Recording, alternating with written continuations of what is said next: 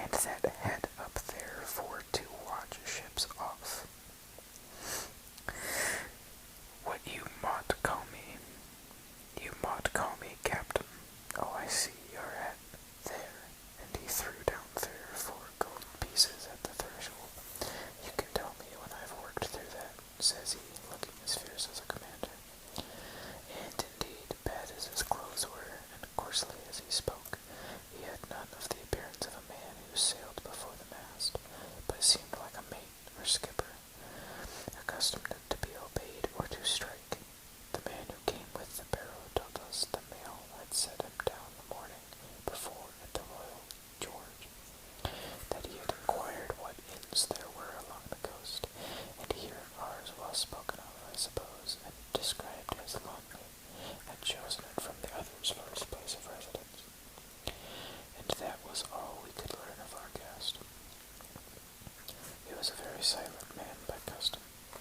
All day he hung round the cove or upon the cliffs with a brass telescope. All evening he sat in a corner of the parlor next to the fire, and he drank rum and water very strong. Mostly he would not speak when spoken to, only look up sudden and fierce, and blow through his nose like a foghorn.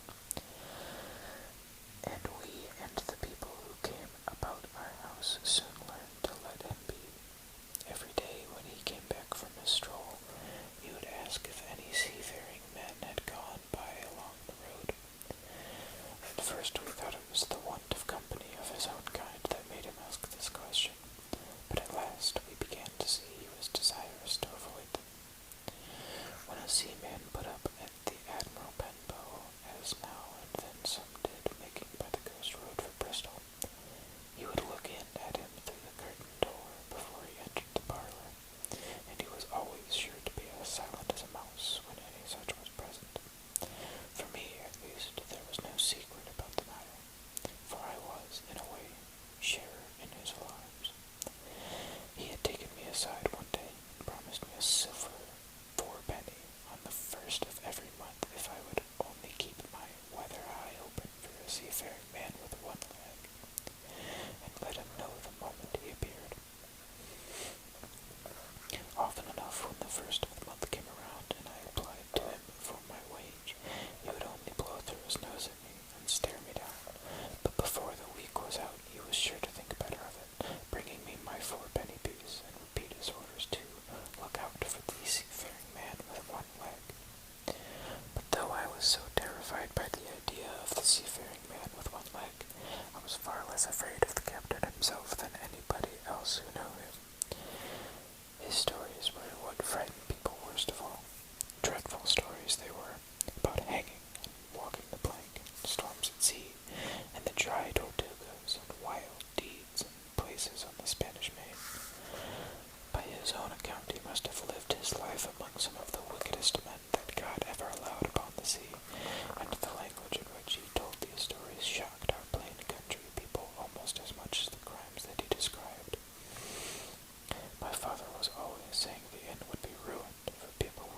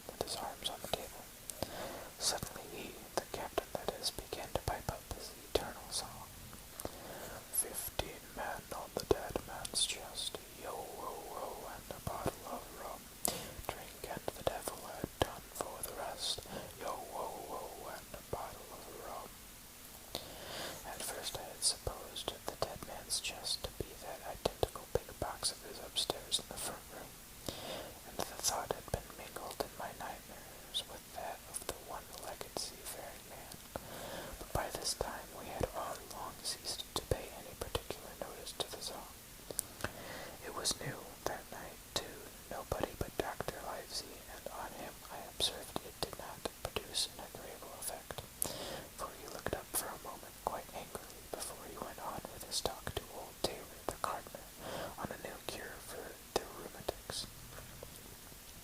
In the meantime, the captain gradually brightened up at his own music, and at last flapped his hand upon the table before me in a way we all knew to mean silence. The voices stopped all at once, all but Dr. Livesey's. He went on as before, speaking clear and kind, and trying briskly at his pipe between every word or two. The captain glared at him for a while, flapped his hand again, glared still harder, and at last broke out with a villainous low oath, "Silence there, between decks!" "Were you addressing me, sir?" says the doctor, and when the ruffian had told him, with another oath, that this was so, "I have only one thing to say to you, sir," replies the doctor, "that if you keep on drinking rum, the world will soon be quite a very dirty scoundrel." The old fellow's fury was awful. He sprang to his feet, drew and opened a sailor's clasp knife, and, balancing it open on the palm of his hand, threatened to pin the doctor to the wall.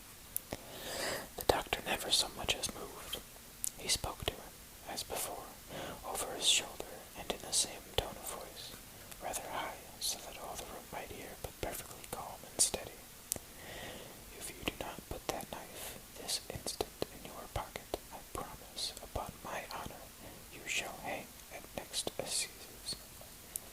Then followed a battle of looks between them, but the captain soon knuckled under, put up his weapon, and resumed his seat, grumbling like a beaten dog.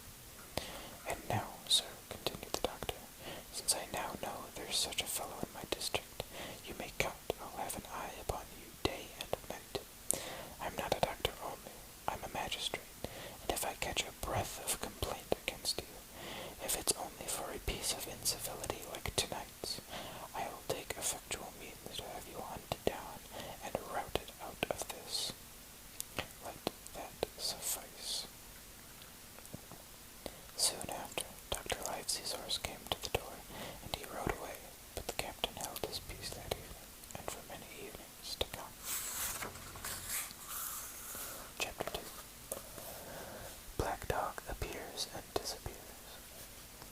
It was not very long after this that there occurred the first of the mysterious events that rid us at last of the captain, though not, as you will see, of his affairs.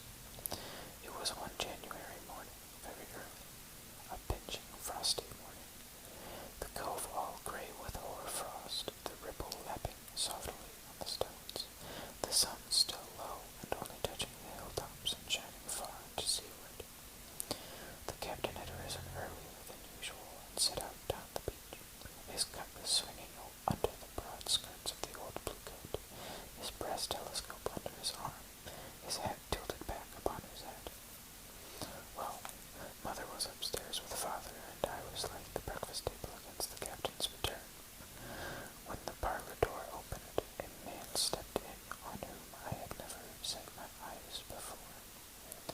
He was a very pale, tallowy creature, wanting 2 fingers on the left hand, and, though he wore a cutlass, he did not look much like a fighter. I had always my eye open for seafaring men, with one leg or two, and I remembered this one puzzled me. He was not sailory, and yet he had a smack of the sea about him, too. I asked him what was for his service, and he said he would take rum, but I was going out of the room to fetch it. As I was going out of the room to fetch it, he sat down upon a table, and motioned me to draw near. I paused where I was, with my napkin in my hand. "Come here, Sonny," says he. "Come nearer here." He took a step nearer. I took a step nearer. Sorry. "Is this here table for my mate Bill?" he asked, with a kind of leer.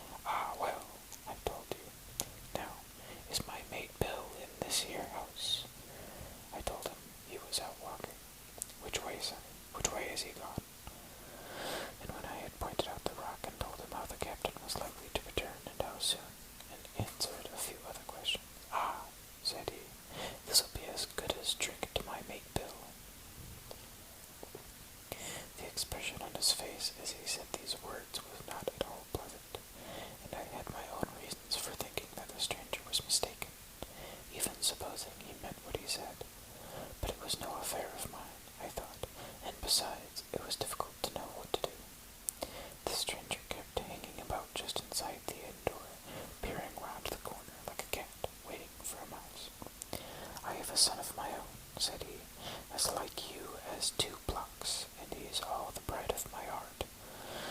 Now, here, sure enough, is my mate Bill with a spyglass under his arm. Bless his old heart, to be sure. You and me will just go back into the parlor, sonny, and get behind the door, and we'll give Bill a little surprise. Bless his heart, I say again. So saying, the stranger backed along with me into the parlor and put me behind him in the corner, so that we were both hidden by the open door. At last in strode the captain, slammed the door behind him without looking to the right or left, and marched straight across the room to where his breakfast awaited him. "Bill," said the stranger in a voice that I thought he had tried to make bold and big. The captain spun around on his heel and fronted us. All the brown had gone out of his face, and even his nose was blue. He had the look of a man who sees a ghost, or the evil one, or something worse, if anything can be, and, upon my word, I felt sorry to see him, all in a moment, turned so old and sick. "Come, Bill, you know me. You know an old shipmate, Bill, surely," said the stranger. The captain made sort of a gasp. "Black dog," said he. "And who else?" returned the other, getting more at his ease. "Black dog as ever was, come for to see his old shipmate Billy at the Admiral Benbow Inn. Ah, Bill, Bill, we have seen a sight of times, us two, since I lost them 2 talents, holding up his mutilated hand. "Now look here," said the captain, "you've run me down. Here I am. Well then, speak up. What is it?" "That's you, Bill," returned Black Dog. "You're in the right of it, Billy. I'll have a glass of rum from this dear child here, as I've took such a liking to, and we'll sit down, if you please, and talk square like old shipmates." When I returned to the room, they were already seated on either side of the captain's breakfast table, Black Dog next to the door and sitting sideways so as to have one eye on his old shipmate and one, as I thought, on his retreat. He bade me go and leave the door wide open. "None of your keyholes for me, sonny," he said, and I left them together and retired into the bar. For a long time, though I certainly did my best to listen, I could hear nothing but a low gabbling. But at last the voices began to grow higher, and I could pick up a word or two, mostly oaths from the captain. "No, no, no, no, and an end of it," he cried once, and again. "If it comes to swinging, swing all, I say." Then, all of a sudden, there was a tremendous explosion of oaths and other noises. The chair and table went over in a lump, a clash of steel followed, and then a cry of pain. The next instant I saw Black Dog in full flight, and the captain, hotly pursuing, both with drawn cutlasses, and the former streaming blood from the left shoulder. Just at the door, the captain aimed at the fugitive one last tremendous cut, which would have certainly split him to the chin, and it had not been intercepted by our big signboard of Admiral Benbow. You may see the notch on the lower side of the frame to this day. The blow was the last of the battle. Once out upon the road, Black Dog, in spite of his wound, showed a wonderful clean pair of heels, and disappeared over the edge of the hill in half a minute. The captain, for his part, stood staring at the signboard like a bewildered man. Then he passed his hand over his eyes several times, and at last turned back into the house. "Jim," he says, "rum," and as he spoke he reeled a little and caught himself with one hand against the wall. I ran to fetch it, but I was quite unsteadied by how that had fallen out, and I broke one glass and fouled the tip, and while I was still getting in my own way, I heard a loud fall in the parlor, and, running in, beheld the captain lying full length upon the floor. At the same instant, my mother, alarmed by the cries and fighting, came running downstairs to help me. Between us we raised his head. He was breathing very loud and hard, but his eyes were closed, and his face a horrible color. "Dear, dearie me," cried the mother, "what a disgrace upon the house, and your poor father sick." In the meantime, we had no idea what to do to help the captain. I got the rum, to be sure, and tried to put it down his throat, but his teeth were tightly shut, and his jaws as strong as iron. It was a happy relief for us when the door opened and Dr. Livesey came in on his visit to my father. "Oh, doctor," we cried, "what shall we do? Where is he wounded?" "Wounded? A fiddlestick's end," said the doctor. "No more wounded than you or I. The man has had a stroke, as I warned him.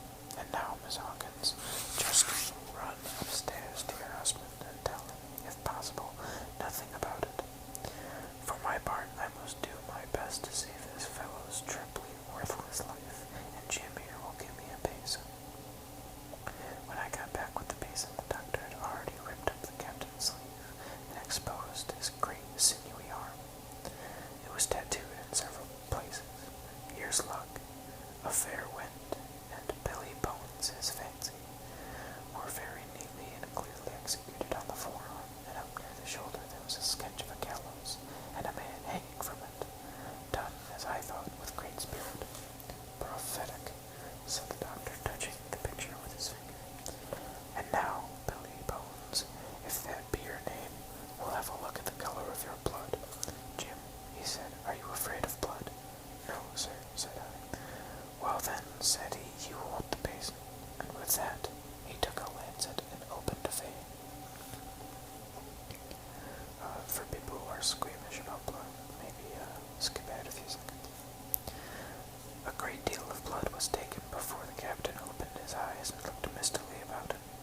First he recognized the doctor with an unmistakable frown. Then his glance fell upon me, and he looked relieved.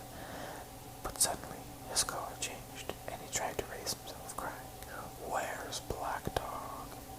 "There is no black dog here," said the doctor, "except what you have on your own back. You have been drinking rum. You have had a stroke, precisely as I told you, and I have just, very much against my own will, dragged you head foremost out of the grave." "Now, Mr. Bones, that's not my name," he interrupted. "Much I care," returned the doctor. "It's the name of a buccaneer of my acquaintance, and I call you by it for the sake of shortness, and what I have to say to you is this. One glass of rum won't kill you, but if you take one, you'll take another, and I stake my wig if you don't break off short, you'll die. Do you understand that? Die, and go to your own place like the man in the Bible. Come now, make an effort. I'll help you to your bed for once." Between us, with much trouble, we managed to hoist him upstairs and laid him on his bed, where his head fell back on the pillow, as if he were almost fainting. "Now mind you," said the doctor, "I clear my conscience. The name of rum for you is death." And with